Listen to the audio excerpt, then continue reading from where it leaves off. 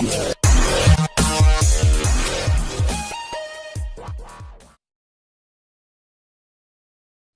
teman-teman, selamat berjumpa lagi di channel Theo Engineering. Pada video kali ini saya buat video perbaikan TV LG yang mati sama sekali. Ini tidak ada respon.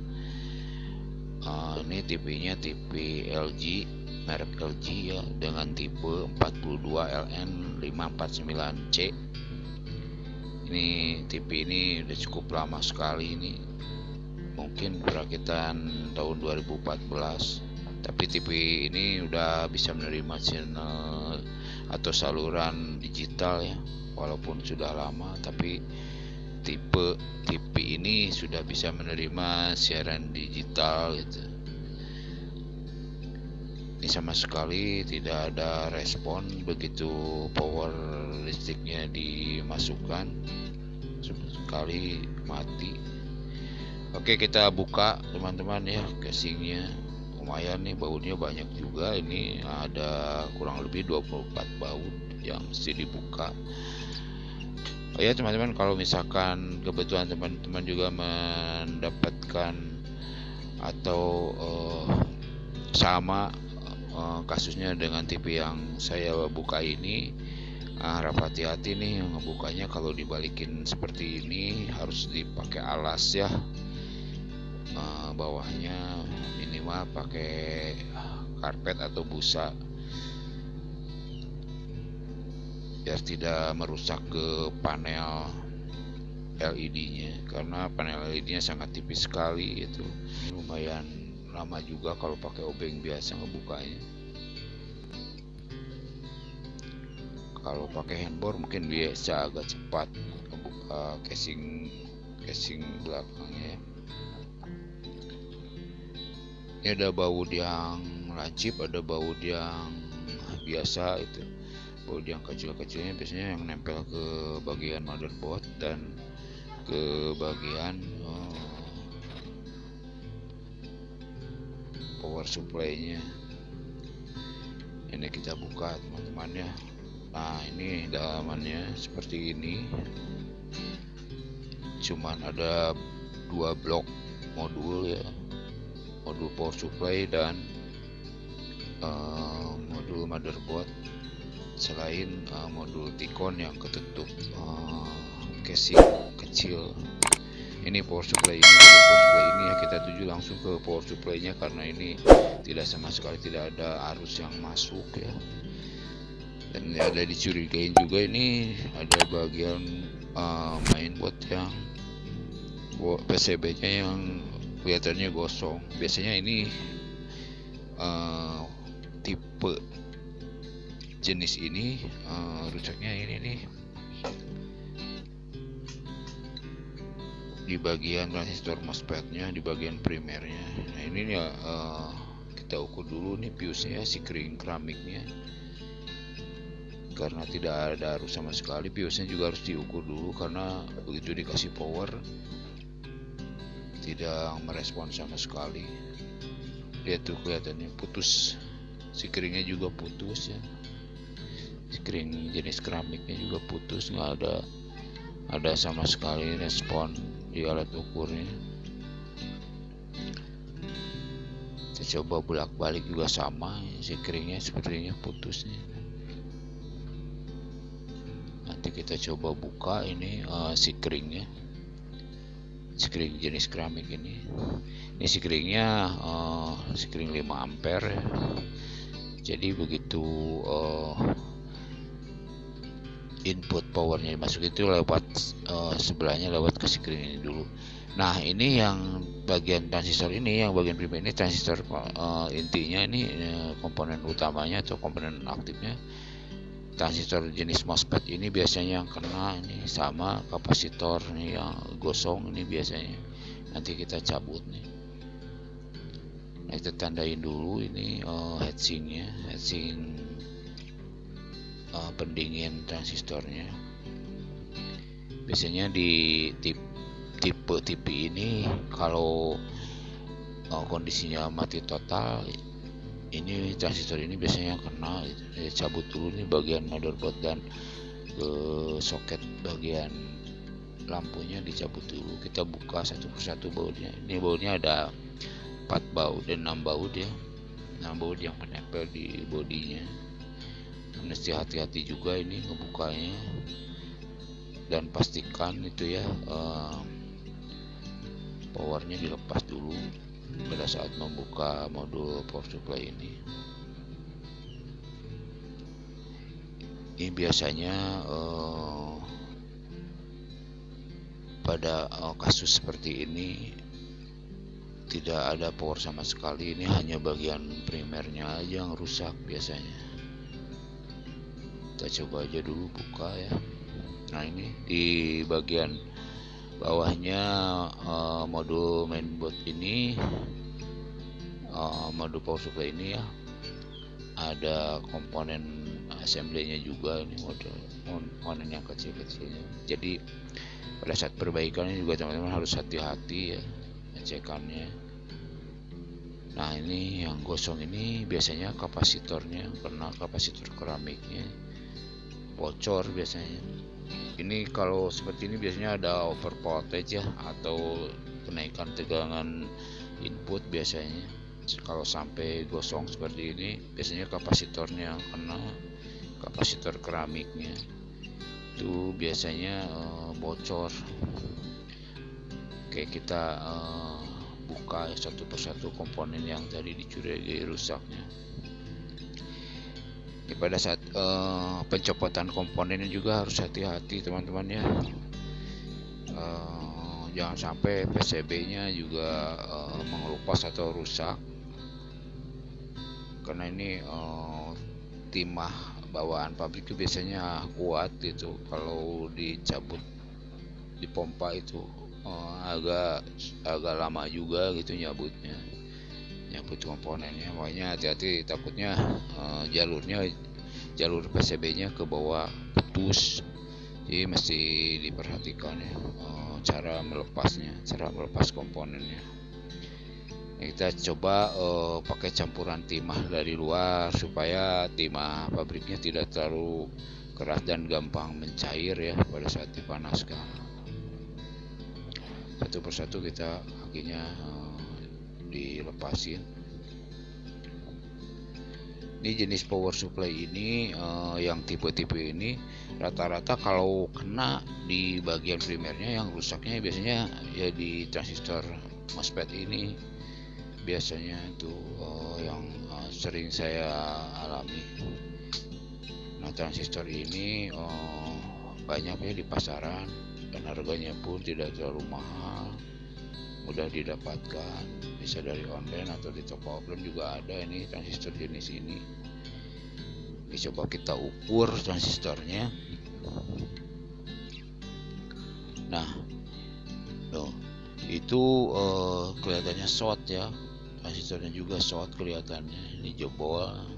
Makanya fuse-nya atau sikringnya juga sampai putus, jebol nih transistor ini ya, jebol, harus diganti.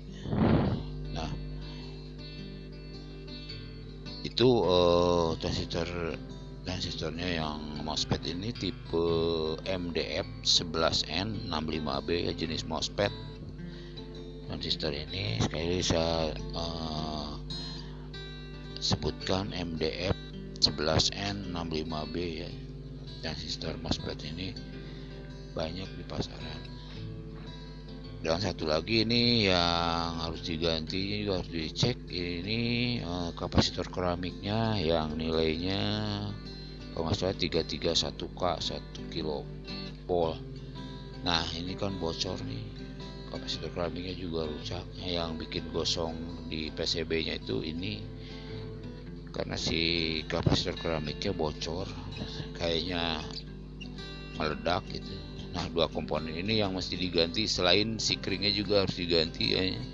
Sikringnya juga putus ya, kita coba cabut dari buatnya, kita copotin dulu, kita lepasin dulu sikringnya atau fuse-nya, kita coba dicopotin dulu, kita coba angkat. Kalau lepas di PCB-nya. Ini Sikring ini juga banyak ya di pasaran itu, dan harganya pun juga tidak terlalu mahal. Jenis keramik, Sikring jenis keramik yang 5 ampere. Sikring 5 ampere ini banyak sekali di pasaran. Nah, coba kita ukur ya dengan dilepas dari motherboardnya atau dari PCB-nya. Kita ukur putus teman-teman. Ya, Sikringnya juga putus. Berarti ini 3 komponen ini ya penyebab TV LG ini mati ya. Nah, 3 komponen ini saya tulis tuh tipenya. 3 jenis komponen ini yang menyebabkan TV LG ini mati. Tidak ada listriknya. Oke teman-teman ya, kita coba ganti yang baru. Ini kebetulan saya punya stok komponennya, transistor yang barunya, kemudian saya punya stoknya. Coba ganti transistornya sama transistor yang baru. Hati-hati juga nih cara pemasangannya, jangan sampai kakinya terbalik atau patah, karena ini tidak lurus pemasangan kaki-kakinya, yang tengahnya ke depan. Jadi harus hati-hati juga cara pasangnya, dan cara mengencangkan baunya juga mesti hati-hati, jangan terlalu kencang juga tapi jangan terlalu longgar juga. Nah, ini kapasitor keramiknya juga harus diganti juga ini kapasitor keramiknya sama yang baru.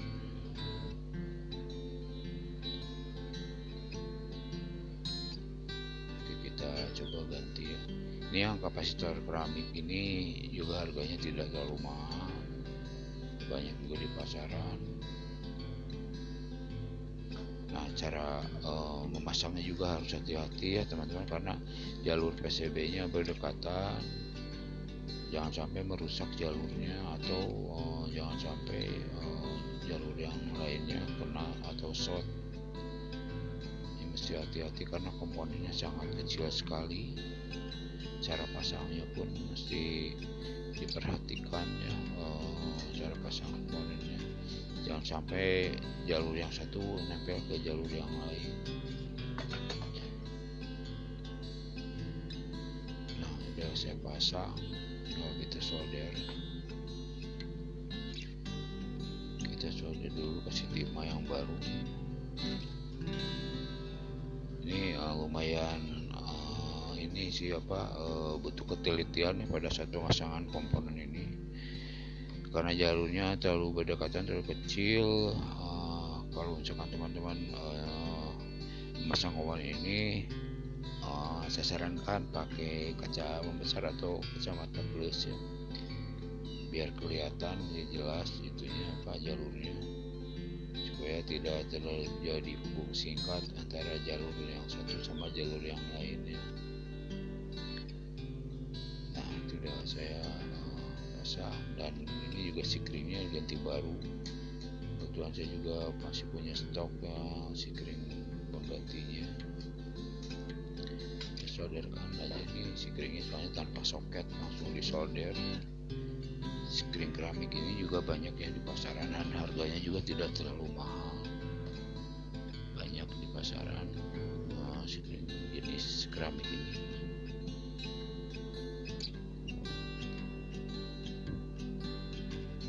Dan cara pasangnya pun tidak terlalu sulit kalau Sikring,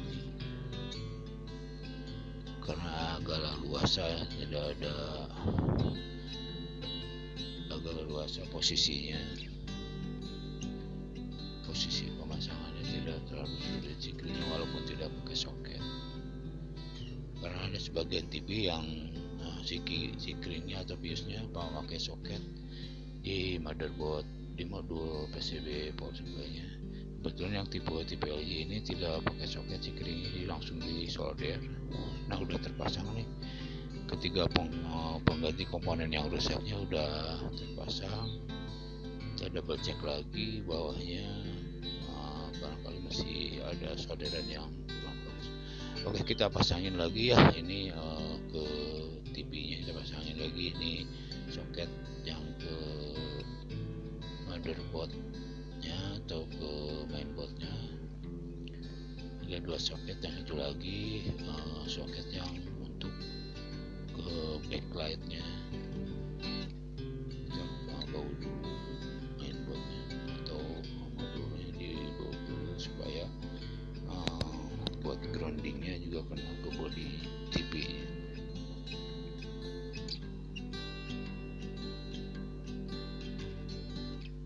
Ini perhatikan juga teman-teman ya, jangan sampai terbalik. Ini cara pemasangan modul power supply ini. Nah, kita pasangin lagi ini modul motherboardnya, soket backlightnya juga kita pasangin lagi. Oke. Dan kita coba masukin power ya, kita coba masukin powernya. Kalau ini powernya bagus, lampu LED depannya yang merah biasanya langsung nyala. Ini kalau misalkan udah pemasangannya benar, nah itu, nah ini teman-teman ya, lampu LED-nya nyala, berarti ini power supply udah bekerja dengan baik. Ini bisa dikatakan dengan baik. Kita coba intip layar lampu LED-nya nyala apa enggak ya, kita cobain diintip. Nah, udah lampu LED-nya juga udah nyala, berarti ini power supply-nya udah bekerja dengan baik.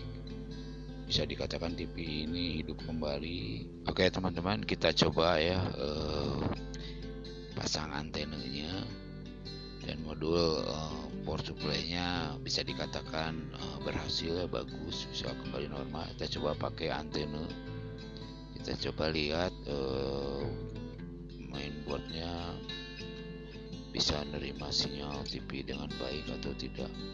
Kita masukin dulu ini powernya, kita cobain dulu, hidupin dulu TV-nya ya. Dengan sudah terpasang antena ini, kita lihat, ini gambarnya udah muncul, berarti motherboardnya juga udah normal ya, udah bagus teman-teman ya. Nah, ini gambarnya udah muncul nih.